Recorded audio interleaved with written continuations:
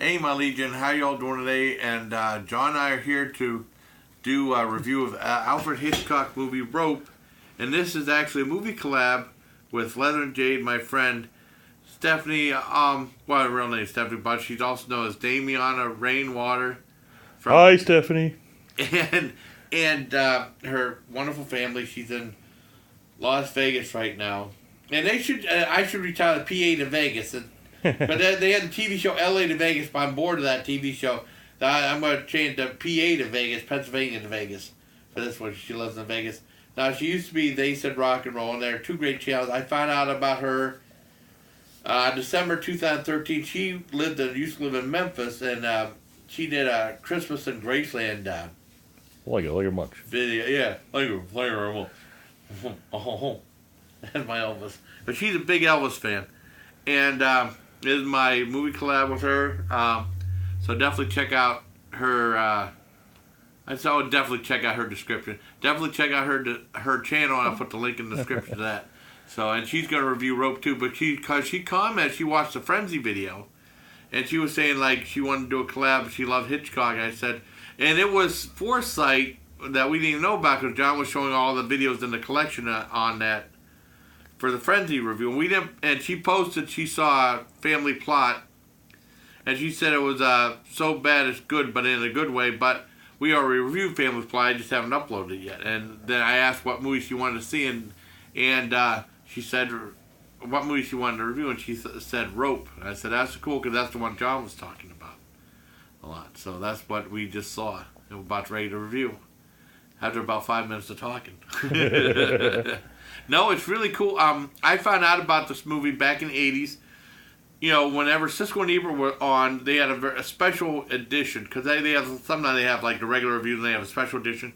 And this was when Universal was going to release like four, I think it was, I'm going to say four, previously unreleased Alfred Hitchcock movies on VHS in the 80s. And it was like The Trouble with Harry, this one, Vertigo, and Rear Window. And this one is the one that's famous for like being like one long take, and then, you know, they'd go to like showing someone's back, and then it'd go to black or like show a shot or something like that. I think they had to change reels and.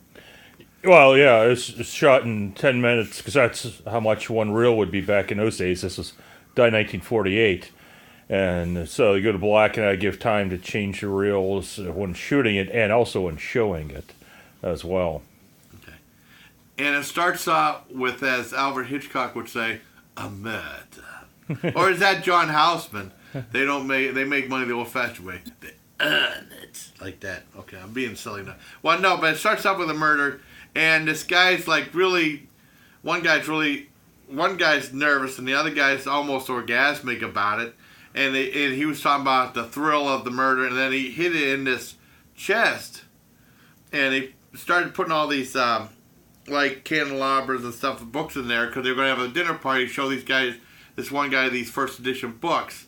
And he was pretty much like, it's pretty well, actually, it's the victim's father.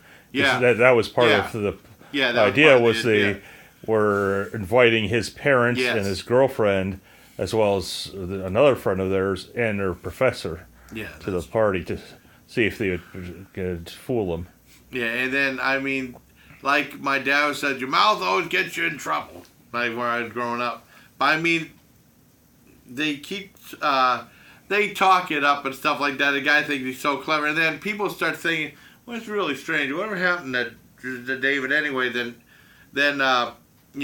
Jimmy Stewart, the star of the movie, came in, and then John was saying that he actually didn't like this Alfred Hitchcock one. Yeah, that's one of the trivia things I read. He felt he was miscast about it. Now, when I first heard about it was actually in film school. My professor showed it to the class and showed, like one end of the spectrum where Stanley Kubrick may shoot a scene 60, 70, 80 times, and which, got kind of old after a while for the people involved. Hitchcock, could shoot a movie in one take.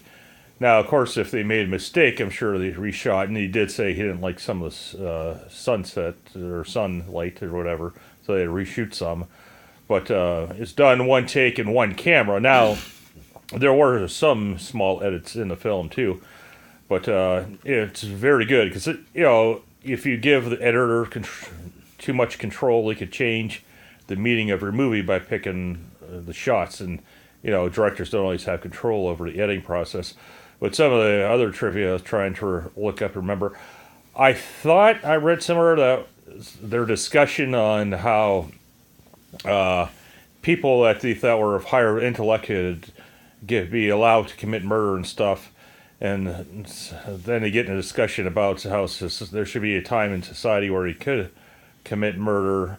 And I thought I read somewhere that was part of the inspiration for The Purge. Yeah, and this movie, the movie Rope, is back in 1948. But it's really interesting. It's loosely inspired by a real-life murder of these two college students that murdered a 14-year-old boy. Then there's a play written about that. And then in 1939, I believe it was in England, there was a TV movie made. And Hitchcock used that inspiration for his American-made version of the story. But yeah, it's not an original by Hitchcock. But it's basically, it's loosely on a true story where these two students want to see if they were smart enough to get away with murder. But yeah, I enjoyed it a lot. A lot of dark gallows humor. Yes. But it was fun. Not just me and Jason joking around during watching it, but in the movie itself. It's definitely worth watching. It was banned in some cities upon its release because he felt there was an implied homosexual relationship between the two murderers, and America wasn't mature enough to handle that back then. Yeah, it was really good. I really enjoyed it. It was, you talk about editors changing the meaning of the movie. Yeah, like that crappy editor who edited Resident Evil Final Chapter. He sucked. He ruined those action scenes. And then I would watch some on Good Bad Flicks, and it was a Doobie White or something like that. And then he edited Gamer, and Gamer's unwatchable. Just like, I like the Resident Evil, but the Final Chapter was so bad, unwatchable. Get headache and do the thing with Gamer. And yeah, definitely don't hire him for a movie. But I really enjoyed it. It's a good psychological thriller. Not a Michael Jackson song. And I was going to say something else, but I mean, it was really good. I knew I was going to say something else. I can't remember now. We're getting too old. Yeah, we're getting too old, and we go off topic a lot, which is cool. But definitely check out Stephanie's channel. I mean, she wanted to review Rope, I thought it was pretty cool.